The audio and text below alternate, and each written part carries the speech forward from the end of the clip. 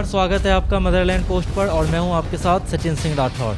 इस वक्त हम आ चुके हैं आजमगढ़ जिले में और आजमगढ़ विधानसभा क्षेत्र से कांग्रेस प्रत्याशी प्रवीण कुमार सिंह जी हमारे साथ हैं। प्रवीण कुमार सिंह जी, आपका बहुत बहुत स्वागत। मैं आपको बताऊं कि आजमगढ़ के लोगों से तो मैंने बात की, लेकिन ज़रूरी है कि यहाँ के भावी प्रत्याशी से भी बात करें और उनसे सवाल जवाब करें रणनीति को लेकर और आगे जनता के लिए क्या करने वाले हैं इन सभी मुद्दों पे। तो प्रवीण कुमार सिंह जी, मुझे ये बताइए कि आने वाले विधानसभा चुनाव में आपकी रणनीति क्या है? कैसे आप सपा, बसपा और भारतीय जनता पार्टी को टक्कर दे पाएंगे? देखिए, आप सबसे पहले तो आपका स्वागत है आजमगढ़ ज़िले में और हमारे इस कार्यालय में। देखिए, मैं जहाँ तक आजमगढ़ जनपद की सदर विधानसभा है, ये सबसे टफ विधानसभा है। एक एमएलए जो 40 वर्षों से एमएलए हैं, मुझे लगता है कि आप उनका इंटरव्यू लेने जाएंगे ही तो आपको लग जाएगा उनके अंदर कोई खासियत नहीं। दिक्कत की बात यह थी कि जो राजनीतिक दल थे, कभी कोई ऐसा प्रत्याशी नहीं दिए जो उनके खिलाफ जो उनकी वीकनेस है, जो सचमुच जो है जो उनकी कमजोरी है, उस पर प्रहार कर सके। और जब तक आप किसी की कमजोरी पर नहीं प्रहार करेंगे, तब तक मैं समझता हूं कि आप उसको डिफीट नहीं दे पाएंगे। पहली बार कांग्रेस पार्टी ने एक ऐसे प्रत्याशी पर भरोसा किया है कि हमारी पृष्ठभूमि सामान्य परिवेश से है, कि कोई राजनीतिक घराना नहीं है। मैं छात्र राजनीति से आता हूँ और विगत 20 वर्षों से राजनीतिक कार्यकर्ता के रूप में संघर्ष कर रहा हूँ। और आजमगढ़ विधानसभा जो 347 है, इसके चप्पे चप्पे से परिचित है और माननीय जो विधायक जी यहाँ पर 40 साल से उनकी कार्यशैली से परिचित है। आज तक क्योंकि आजमगढ़ जिला, देखिए, अगर आप यहाँ आए हैं तो कहा जाता है कि ऋषि मुनियों की, ऋषि दुर्वासा की धरती है, ऋषि मुनियों की धरती है। साहित्यकार में आप महापंडित राहुल सांकृत्यायन, अयोध्या सिंह उपाध्याय, हरिऔध की धरती, अल्लामा सबली नोमानी, कैफी आजमी की धरती है ये। और भी शिक्षा क्षेत्र में वैश्विक स्तर पर स्थापित लोग इस ज़िले के हैं। लेकिन जब इस ज़िले को बदनाम किया जा रहा था आतंकगढ़ के रूप में, अपराधियों के गढ़ के रूप में, जैसे आजमगढ़ की एक मान्यताएं लोगों के दिमाग में भरी जा रही थी, तो आजमगढ़ के जनप्रतिनिधियों ने अपनी भूमिका नहीं निभाई। ये विपक्ष की राजनीति का भी केंद्र बिंदु रहा है, ये आज़ादी की लड़ाई में भी केंद्र बिंदु रहा है। लेकिन हमारे वर्तमान में विगत 32 सालों से, जब से सत्ता में कांग्रेस नहीं है, तब से किसी भी सपा, बसपा, भाजपा के जनप्रतिनिधि ने यह बताने का काम नहीं किया कि आजमगढ़ की हिस्ट्री क्या है। आजमगढ़ के अस्तित्व पे जब भी प्रहार हुआ तो उन लोगों ने कहीं कुछ खड़े होकर के उसका बचाव करने का काम, उसके पक्ष में कोई काम नहीं किया। बात आती विकास पर। देखिए, आप जब भी आएंगे तो यहाँ पर अगर सपा के लोगों से मिलेंगे तो सपा के लोग तमाम तरह की बातें कहते हैं कि हमने कमिश्नरी कर दी, हमने पीजीआई बना दिया, हमने एक एक्सप्रेसवे तो मान लीजिए विवादों में है कि इन्होंने बनाया कि उन्होंने बनाया। लेकिन जब मेरी बात, जब से मैं अध्यक्ष बना, चूँकि मैं जिला अध्यक्ष भी हूँ इस समय वर्तमान में, जब मैं जिलाध्यक्ष बना दो सालों से, तो हमने एक विमर्श छेड़ दिया। हमने एक विमर्श ये छेड़ा कि 32 सालों में सबसे अधिक काम अगर किसी ने किया तो कांग्रेस ने किया। आजमगढ़ देखिए 10 विधानसभाओं का क्षेत्र है, उत्तर प्रदेश का सबसे बड़ा जनपद है, 22 ब्लॉक है। यहाँ पर 42 किलोमीटर बंधा जो घाघरा नदी है, जो सरजू नदी है, जो बाढ़ उफान हमेशा हर साल बाढ़ आती है वहाँ पर। तो सरजू नदी पर जो बंधा बना है 42 किलोमीटर, सन 56 में बना। सन 56 में 42 किलोमीटर बंधा बनने का मतलब कि अगर आज की डेट में बंधा बनता और मोदी जी बनवाते, योगी जी बनवाते या माननीय मुलायम सिंह यादव, अखिलेश यादव बनवाते, तो कितना ढिंढोरा पीटते। एक चीज़। दूसरी चीज़ की जो शहर है, शहर के चारों तरफ बंधा है, ये कांग्रेस के रिज्यूम में बना। हमारे यहाँ केंद्रीय विद्यालय, जब पूरे प्रदेश में 17-18 केंद्रीय विद्यालय थे, तब आजमगढ़ जनपद में केंद्रीय नवोदय विद्यालय। और तो और सबसे अधिक मरीजों को जो देखने का काम जो अस्पताल करता है, उसका नाम है सदर हॉस्पिटल, जो सन 67 में सुचिता कृपलानी ने बनवाया। उस अस्पताल के बगल में ही यहाँ के स्थानीय जो जनप्रतिनिधि हैं, जो एमएलए हैं, उनका मकान पड़ता है। वहाँ दलाल पाले गए हैं। विश्वास मानिएगा, आप यहाँ आए हैं तो उस अस्पताल में कल जरूर जाइएगा आप। उसके बगल में उनका घर है और यही उनकी थाती है। लोग कहते हैं कि सबके सुख दुख में खड़े रहते हैं, सबके यहाँ अस्पताल में जाते हैं। वहाँ पर अंडे का जो फल का ठेका उनका, दवाओं का ठेका उनका या उनके आदमियों का। और जो दलाल हैं, उनसे, उनके द्वारा जो पोषित दलाल हैं, वो क्या करते हैं, अगर कोई पेशेंट वहाँ पर गया तो तुरंत कहते हैं भैया यहाँ तुम नहीं ठीक होगे, यहाँ तो बस सरकारी अस्पताल में मर जाओगे, तो प्राइवेट अस्पताल में भेजते हैं वहाँ से, चूँकि उनका कमीशन सेट है, बड़े पैमाने पर वहाँ खेल होता है। तो जिस अस्पताल को कांग्रेस ने सन 67 में बनाया, 40 वर्षों से एमएलए उस अस्पताल को लूट रहा है, उस व्यवस्था को लूट रहा है। सीएससी जो बनी, पीएससी जो बनी, उस पर डॉक्टर नहीं है। हमारा सिर्फ एक कहना आपसे है कि जब यहाँ के मूल मुद्दे जो विधानसभा में उठने चाहिए नहीं उठ पाए, जो लोकसभा में उठने चाहिए वो नहीं उठ पाए, सड़कें देख ही रहे हैं, जर्जर हैं पूरी तरीके से, शहर का व्यवस्थित विकास नहीं है, जो आज के 32 साल पहले था वही है। तो मैं समझता हूँ कि एक ऐसे प्रतिनिधि के खिलाफ जो लड़ने का हमें मौका मिला है, तो हम उसके खिलाफ एक पूरी कार्य योजना बनाए हैं। अब उनके साथ क्या है कि लोग कहते हैं कि जाति पाति, तो जाति पाति में एक यादव की जाति है ना, एक यादव है वो, तो लोग कहते हैं कि यादव इस संख्या में थोड़ी उनको चुनाव जिता सके, लेकिन यादव हमारे साथ भी है। लेकिन सर सवाल उठता है ना कि जब इतनी सारी समस्याएं आजमगढ़ में हैं तो फिर आपके राहुल गांधी या फिर सोनिया गांधी क्यों नहीं लोकसभा में उठाती हैं इस मुद्दों को? देखिए, राहुल गांधी जी ही तो उठा रहे हैं सारी समस्याओं को। आप देख रहे होंगे, मैं पीछे अस्पताल की बात की आपने, अन्य मुद्दों की बात की, उठाया कि इस तरह की समस्याएं हैं, आरोप प्रत्यारोप का पूरा दौर तो राजनीतिक जब सिलसिला चलता है, सियासी उफान रहता है तो चलता ही है। तो सवाल ये उठता है सर कि इसमें जनता क्यों पिस रही है, क्यों नहीं उठा रहे हैं इस मुद्दा? देखिए, जनता क्या, हम उठा रहे हैं। अब अगर आजमगढ़ ज़िले में अगर आप जानकारी प्राप्त करेंगे तो मैं 2 वर्षों से अध्यक्ष बना। जब से श्रीमती प्रियंका गांधी वाड्रा जी हम लोगों की प्रभारी बनी उत्तर प्रदेश की, हमारे यहाँ एनआरसी के मामले में बिलरियागंज में मुस्लिम महिलाओं पर, जो कि रोज़ा भी थीं, उनके ऊपर लाठियाँ चलाई गईं, वाटर कैनन चलाया गया, रबर की गोलियाँ चलाई गईं, लगभग कई 35-40 लोगों को जेल भेजा गया। और एक बात आपको और बता दें कि ऐसे व्यक्ति को जेल भेजा गया जिसने कांग्रेस के विरोध में उलमा काउंसिल के गठन का फाउंडर मेंबर रहा, मदनी साहब को। लेकिन तब भी जब प्रियंका गांधी जी, जब यहाँ पर समाजवादी पार्टी के लोग वहाँ पर नहीं जा पाए, उनको संबल नहीं प्रदान कर पाए, और गए भी तो चोरी से गए, चोरी से जाने के बाद वहाँ एक बाउंड्री के अंदर मिल करके चले आए। ऐसे में जिस कांग्रेस पार्टी को लोग कहते हैं कि आजमगढ़ में कभी नहीं दिखती, कमज़ोर है, उस कांग्रेस पार्टी के अध्यक्ष के रूप में अपने कार्यकर्ताओं के साथ में गया। इतना डर का माहौल था वहाँ पर कि मैं आपसे बता दूं, आप विश्वास मानिएगा कि वहाँ पर छोटे छोटे बच्चे मेरे साथ आए। डर बस कोई मुसलमान निकल नहीं रहा था। हो सकता है ये भाजपा के लिए उसके पक्ष का विषय है कि भाई मुसलमान डरेगा तो भाजपा का लाभ हो सकता है, एक ऐसा परसेप्शन है। लेकिन जब मैं वहाँ गया तो जब मैंने उनको संबल दिया, मैंने वहाँ के इंस्पेक्टर को डांटा डपटा, एसएसपी का मेरे पास फ़ोन आया और कई अधिकारियों का फ़ोन आया कि मत जाइए वहाँ पर, मत कार्यक्रम कराइए, धमकी भी दिए कि मैं मुकदमे लिखवा दूंगा। लेकिन मैं डरा नहीं, मैं गया और प्रियंका जी को बुलाया। शायद आप लोग को मालूम ही हो कि बिलरियागंज में प्रियंका जी आई, और उसके बाद एक पासी का घर जमींदोज कर दिया गया। यहाँ की गुंडई देखिए कि अगर कोई विवाद होता है, क्रिमिनल ऑफेंस भी है, तो आप किसी घर नहीं गिरा सकते, इलीगल प्रोसेस नहीं है। आपने घर जमींदोज की कर दिया। मैं कांग्रेस का कार्यकर्ता हूँ, सपा के लोग मुखदर्शक बने थे, गए वहाँ पर फॉर्मेलिटी करके चले आए। मैं गया, उन महिलाओं के साथ बैठा, और बैठने के बाद मैं तब तक बैठा रहा जब तक इंस्पेक्टर सस्पेंड नहीं हो गया, जब तक सीओ का तबादला नहीं हो गया, जब तक मजिस्ट्रेटी जांच के आदेश नहीं हो गया। इतना ही नहीं, मैं 40 से 45 लाख रुपया अनऑफिशियली मकान बनवाया, प्रशासन ने मकान बनवाया। सुधीर कुमार सिंह यहाँ पर एसएसपी थे। उसके आगे मैं बढ़ता हूँ, एक यहाँ पर कन्हैया कुमार राव जिला पंचायत का चुनाव लड़ा था, उसका ये मानना था कि हमको चुनाव हरवा दिया गया। उसने एक अपील की, एक मांग की कि भाई हम रिकाउंटिंग चाहते हैं। रिकाउंटिंग किसी व्यक्ति का राइट है, उसको पुलिस पकड़ती है, ले आकर के उसके गाँव से कुछ दूरी पर मारती है। उसके लोकल बाजार के लोग इकट्ठा होकर के पुलिस पर पथराव करते हैं, एसएसपी की गाड़ी तोड़ दी जाती है। पूरा प्रशासन बदले की भावना से पूरे गांव में घुस करके एक एक आदमी को मारता है, दरवाजे तोड़ता है, लूटपाट करता है, पूरा गांव खाली करा देता है। तो आप कह रहे हैं कि योगी सरकार में जो है प्रशासन की शक्ति गलत तरीके से, बता रहा हूँ, धोरा गांव है, जा सकते हैं, मैं पुष्टिकृत बता रहा हूँ, कोई झूठ मैं नहीं बोलता हूँ। अभी आप कह रहे थे सर सोनिया गांधी, सॉरी माफ़ कीजिएगा, आप प्रियंका गांधी जो है उत्तर प्रदेश आती हैं, अलग अलग घटनाओं, राजस्थान क्यों नहीं जाती हैं? देखिए, वो प्रभारी उत्तर प्रदेश की हैं, वो प्रभारी उत्तर प्रदेश की, उनकी जिम्मेदारी उत्तर प्रदेश की। कांग्रेस पार्टी फिर क्यों नहीं जाती है? कांग्रेस पार्टी की वहाँ सर, अभी आपको पता है ना इतनी बड़ी घटना हुई सर। कांग्रेस पार्टी की, मैं कहना क्या चाह रहा हूँ, कांग्रेस पार्टी की वहाँ सरकार है। ये काम भारतीय जनता पार्टी को करना चाहिए। विपक्ष, देखिए डेमोक्रेसी में, लोकतंत्र में क्या है, विपक्ष का काम विपक्ष करेगा। हमारी सरकार है तो ऐसा थोड़ी कि हम गलतियाँ नहीं कर सकते। हम तो नहीं कर रहे हैं कि नहीं मान रहे हैं सर कि आपके सरकार में इतनी बड़ी गलती, हम मान नहीं रहे हैं। हम क्या कर रहे हैं, हम ये करें, मेरी सरकार है तो मेरी सरकार में गलती नहीं हो सकती, ऐसा हम थोड़ी कर रहे हैं। लेकिन अगर मेरी सरकार में गलती हुई या गलती होने का भ्रम लोगों ने फैलाया, तभी ना जो यूपीए 2 हमारी गई। भाई अन्ना हजारे का आंदोलन, केजरीवाल अन्ना हजारे का जो मूवमेंट था, जिन बिंदुओं को लेकर के आएगा, राठौर साहब आप दिमाग से, मतलब इसको ईमानदारी से समझिएगा कि जिन बिंदुओं को लेकर के रामलीला मैदान में अन्ना का आंदोलन शुरू हुआ, मैं भी अन्ना, तू भी अन्ना, सारा देश अन्ना अन्ना, उनको महात्मा गांधी से बड़ा बना दिया गया मीडिया के द्वारा, जो मेन स्ट्रीम की मीडिया है। तो क्या उन मांगों पर या उन मुद्दों पर, या जो करप्शन के जो इशूज़ थे, लोकपाल का जो मामला था, क्या कुछ होता दिखा आपको?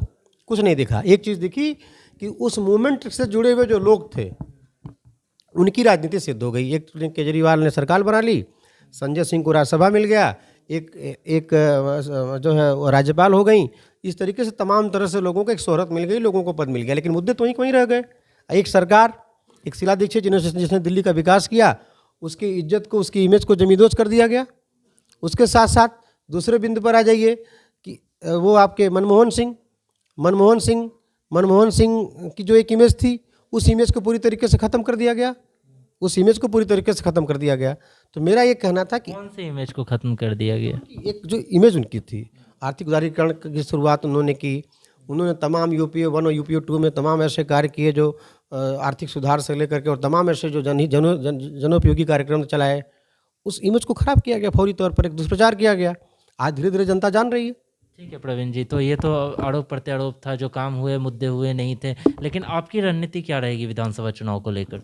देखिए, मेरी रणनीति यही है कि देखिए, आजमगढ़ जनपद में कैसे जीतेंगे आजमगढ़? आजमगढ़ जनपद में सभी जातियों में लोगों के दिल दिमाग में एक बात है, एक उमस है, एक चाहत है कि कोई एक ऐसा नेता है जो सबकी बात सुने, जो सबके लिए संघर्ष करे, जो जाति धर्म से हट करके हो।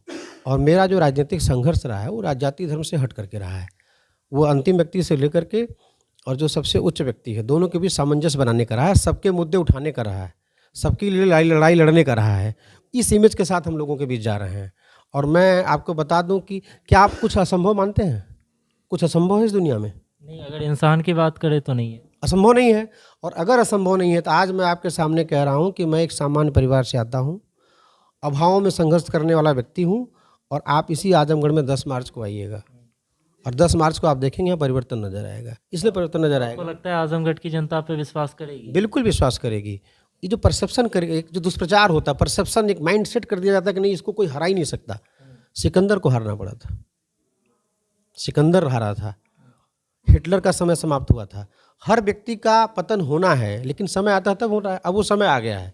समय इसलिए आ गया है कि जिस व्यक्ति का, जो यहाँ से MLA है, आप जब एक बार उनसे मिल लेंगे तो आपके दिमाग में बात क्लियर हो जाएगी कि चूँकि 4 गाड़ियों का काफिले चलते हैं। परिवहन मंत्री रहे हैं वो सपा सरकार में, स्टाम्प पंजीयन मंत्री रहे हैं, उन्होंने लूटा है पूरे प्रदेश को। उनके पास गाड़ियों के काफिले हैं, उनके साथ गनर चलते हैं, राइफल बंदूक वाले। आप कह रहे हैं जनता का पैसा है? जनता का पैसा है, तो उनके साथ गनर चलते हैं। जब उनके साथ गनर चलते हैं तो गनर कौन है? हमारे आपके बीच का, हमारा आपका भाई है, हमारा आपका बेटा है। तो आजमगढ़ की जनता या आजमगढ़ का कोई पिता यह नहीं चाहता कि उसका बेटा गनर बने।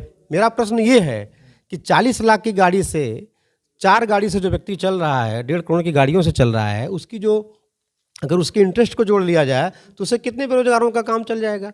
और फिर आपको किससे खतरा है? जनता से खतरा है। हम नेता हैं, हमको जिस दिन जिसको मारना होगा, मैं नमस्ते करके आएगा, हमको मार देगा, हम मर जाएंगे। हमको मरने से नहीं डरना, हमको लोगों की सेवा करनी।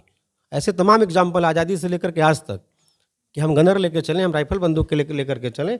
कौन लेके चलेगा राइफल बंदूक? हमारा भाई चलेगा। हम चाहेंगे हमारा भाई चले गनर राइफल लेके किसी का। इस तरह की रणनीति आपकी रहेगी? बिल्कुल रणनीति है। रणनीति यह है कि आजमगढ़ की अस्मिता का प्रश्न है। आजमगढ़ अगर ऋषि मुनियों की धरती, साहित्यकारों की धरती, इसका नाम अगर विश्व में लहराया है। महापंडित राहुल, यहाँ पर कलाम साहब आए थे एक अस्पताल के इनाग्रेशन में, उन्होंने बोला था कि मैं ऐसे आजमगढ़ जनपद में आया हूँ कि जहाँ के महापंडित राहुल सांकृत्यायन ने लिखा, बोलगा से गंगा लिखा, 2 संस्कृतियों का मेल लिखा। तो ये आजमगढ़ जनपद अगर इतनी ज़्यादा विभूतियों से, इतने ज़्यादा खूबसूरती से सजा हुआ अगर जिला रहा है, अगर उसकी छवि खराब की जा रही है तो निश्चित रूप से उसके पीछे यही सारे लोग हैं। ठीक है प्रवीण जी, चुनाव लड़ने जा रहे हैं आप, जीत के बाद ऐसी 10 घोषणाएं कीजिए आजमगढ़ के लोगों के लिए, जानना चाहते हैं जो ऐसी मुश्किलें थी जो साल भर से उनका समाधान नहीं हो पा रहा था और आप उसे पूरा करेंगे। देखिए, सबसे पहली चीज़ तो मैं चूँकि छात्र राजनीति से आता हूँ, तो यहाँ के 2 महत्वपूर्ण डिग्री कॉलेज हैं। हाँ, एक DAV डिग्री कॉलेज है, एक सिविल डिग्री कॉलेज है। और ऐसे तमाम पुराने और शासकीय डिग्री कॉलेज जो सरकारी हैं, जो वित्तीय सहायता प्राप्त हैं, उनमें अच्छे शिक्षकों की नियुक्ति हो। ये हमारी, अगर मुझे चुना गया तो ये मेरी मांग रहेगी। इसके लिए जो भी कुर्बानी देनी होगी कि कम से कम हमारे ज़िले में उन विद्यालयों को एक ऐसी, मतलब एक ऐसी स्थिति में ले आया जाए कि कोई व्यक्ति वहाँ पर अपने बच्चों को पढ़ा सके। एक बात ये हो गई। दूसरी चीज़ की, जो हमारे सरकारी हॉस्पिटल्स हैं, जो हमारी CSC, PSC और हमारे जो स्वास्थ्य केंद्र हैं, जिले के जो चिकित्सालय हैं, वहाँ एक ऐसी व्यवस्था हो कि वहाँ हर गरीब का इलाज इस तरह से हो कि उसको प्राइवेट अस्पताल में जा कर के कठिनाइयों का सामना न करना पड़े। और साथ ही स्वास्थ्य के क्षेत्र में दूसरे पॉइंट बोल रहा हूँ कि जो निजी अस्पताल लूट करते हैं गरीबों के साथ, वेंटिलेटर पर रख करके पैसे लेते हैं, तमाम अनर्गल तरीके से पैसे लेते हैं। मैं एक तरह की एक ऐसी मोहल्लों की एक कमेटी बनाई जाए, ऐसे योग्य लोगों की, उसमें कुछ बाहर के भी डॉक्टर रखे जाएं कि इस तरह गरीबों का शोषण न हो, कि 10,000 का इलाज उसकी 2 लाख बिल हो। ये सबसे जो आवश्यक है, जो शोषण होता है गरीब। 2 पॉइंट हो गया। तीसरा पॉइंट ये है कि हमारा चूँकि जो शहर का क्षेत्र है, इसका मतलब इसका एक ऐसा DPR बने कि शहर खूबसूरत दिखे, ट्रैफिक की समस्या न रह जाए। हाँ, ट्रैफिक की समस्या न रहे। जैसे कि जो हमारे यहाँ जो नाले हैं वो जाम ना हो, पानी जो लग जाता है बरसातों में वो न लगे। हमारे यहाँ जो पार्क हैं या और जो पार्क बन सके लोगों के टहलने घूमने के लिए, हमारे यहाँ बाईपास से किस तरह का हो, या जो हमारे अगल बगल नदी इसका सौंदर्यीकरण हो। कुछ इस तरीके से एक ऐसा प्लान बनेगा कि जिससे लगे कि हाँ, एक शहर एक खूबसूरत कार्य योजना है। तीसरा हो गया। चौथा अपराध पर है। अपराध पर क्या है कि जो थाने हैं, थाने देखिए लूट करते हैं शांति व्यवस्था के नाम पर। ज़मीन का विवाद होता है, आप थाने पर जाएंगे तो कहते हैं कि हमारा मामला नहीं, हम तब जाएंगे जब शांति व्यवस्था भंग होगी। शांति व्यवस्था भंग एक्सप्लेन नहीं हो पाती कि सर फट जाएगा तब है, कि गोली लग जाएगी तब है, और जिससे पैसा ले लेते हैं वहाँ शांति व्यवस्था भंग कर देते हैं। तो इसके लिए हम एक ग्रामीण स्तर पर एक समिति बनाएं। अगर हमें MLA बनने का मौका मिला, हमें जनता जिताती है, तो एक ऐसी व्यवस्था अपने विधानसभा के थानों में हम बनाएंगे कि कम से कम उस गांव के जितने सम्मानित लोग हैं, प्लस ज़िले के कुछ लोगों की एक कमेटी होगी कि इस तरह के जो मामले हैं जहां पूरी पुलिसिया लूट होती है, थाने नीलाम किए जाते हैं, ऑक्शन होती है, उनकी नीलामी होती है, इसको बंद कराया जाए कि ताकि गरीबों के साथ शोषण न हो सके। चौथा जो मामला है, जो सरकारी कार्यालय हैं, सरकारी कार्यालयों में लूट की स्थिति ये है कि एक व्यक्ति अगर किसी गांव से चला तो यहाँ परेशान होकर के चला जाता है, अधिकारी उनकी सुनते नहीं। उनके सुनवाई का कोई सेंटर बने, उनके सुनवाई के लिए कुछ एक ऐसी व्यवस्था, एक ऐसा प्रयास हमारा हो। ग्रामीण क्षेत्र में ही आप बनवा देंगे? नहीं, ग्रामीण क्षेत्र में नहीं बनवाएंगे। पूरी व्यवस्था ये बनेगी कि ये इस तरह की एक मॉनिटरिंग होगी कि कम से कम कोई व्यक्ति अगर किसी काम के लिए आता है तो उसके काम की जो व्यवस्था सुचारू रूप से हो, वो परेशान ना हो, उसको परेशान ना होना पड़े। ठीक है जी, 5वां हो गया आपका। 5वां हो गया। और होता है इतनी घोषणाएं आपने किया मदरलैंड पोस्ट पर? नहीं, ये मैं बता रहा हूँ, जब मैं लोगों के बीच जाऊँ। आपकी इच्छा है कि आप इस मुद्दों पे काम करेंगे? मेरी इच्छा है, इस मुद्दों पर काम करेंगे। मैं आपके माध्यम से बता रहा हूँ, जो कि आपने हमसे पूछा। सर, आजमगढ़ की जनता को आप कुछ कहना चाहते हैं? आजमगढ़ की जनता को सिर्फ हम एक बात कहना चाहते हैं कि देखिए, राजनीतिक परिवर्तन होना चाहिए, और राजनीतिक परिवर्तन तब होगा क्योंकि विधानसभा का जो चुनाव होता है, जो विधायक बन करके विधानसभा सदस्य बन करके जाता है, वो आपके मुद्दों को उठाता है। उत्तर प्रदेश से जो नीतियाँ बनती हैं वो आपके भविष्य के लिए बनती हैं।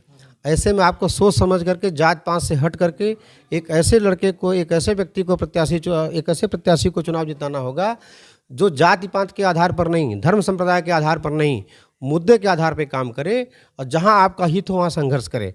और एक चीज़ और मैं आपके माध्यम से कहना चाहता हूँ कि देखिए, मैं एक सामान्य परिवेश का, बगैर विरासत का, मेरी कोई विरासत नहीं राजनीति में है, अगर मैं संघर्ष करके टिकट पा सकता हूं, आपके बीच अगर लड़ने आया हूं, तो मेरी जीत और मेरी हार दोनों इस आजमगढ़ की सदर विधानसभा की जनता की जीत और हार होगी। अगर मैं हारता हूं तो आजमगढ़ विधानसभा की जनता हारेगी। इसलिए हारेगी कि मैं सामान्य परिवेश के, सामान्य परिस्थितियों का व्यक्ति हूँ। मेरी हार से लोगों के दिमाग में होगा कि अगर आपके पास पैसा नहीं है, गाड़ियों का काफिला नहीं है और जाति धर्म में विश्वास नहीं करते, तो आप नहीं जीत सकते। और मैं तो सर सिंपैथी लेने वाला बात हो गया, कह रहा हूँ, ये संदेश है ही ना, यही। और अगर मैं जीतता हूँ तो ये संदेश जाएगा कि आजमगढ़ का आम परिवार है, आम परिवार का जो कोई भी व्यक्ति है, वो भविष्य में वो चुनाव जीत सकता है, सीमित संसाधनों में भी, बगैर जात धर्म के भी। संदेश देना चाह रहे हैं कि राजनीतिक पृष्ठभूमि में जो है, आम आदमी भी कांग्रेस से अपनी पृष्ठभूमि तलाश सकता है। बिल्कुल सबको लेकर के, सबको समाहित करके अगर हम चलेंगे तो जो लोगों के दिमाग में ये बात बनी हुई कि बगैर जात धर्म के हम राजनीति नहीं कर सकते, और ऐसे तमाम एग्जाम्पल आपके पास भी और हमारे पास भी हैं। संख्या उनकी कम हो सकती है, लेकिन संख्या उनकी कम भले है, लेकिन उन्होंने प्रयास तो किया है, इसलिए उनकी संख्या कम है। और हम अगर ज़्यादा प्रयास करेंगे तो हमारी संख्या बढ़ेगी। ठीक है, thank you so much sir, धन्यवाद। आपने इतना कीमती वक्त दिया मदरलैंड पोस्ट। धन्यवाद। तो आप अभी सुन रहे थे प्रवीण कुमार सिंह जी को, जो कांग्रेस से प्रत्याशी हैं आजमगढ़ सदर विधानसभा क्षेत्र से। इसके बाद हम आपको किसी और हस्ती से मिलाएंगे, और उत्तर प्रदेश विधानसभा चुनाव का सियासी घमासान अभी चलता रहेगा। आप देखते रहिए मदरलैंड पोस्ट। आपका बहुत बहुत धन्यवाद।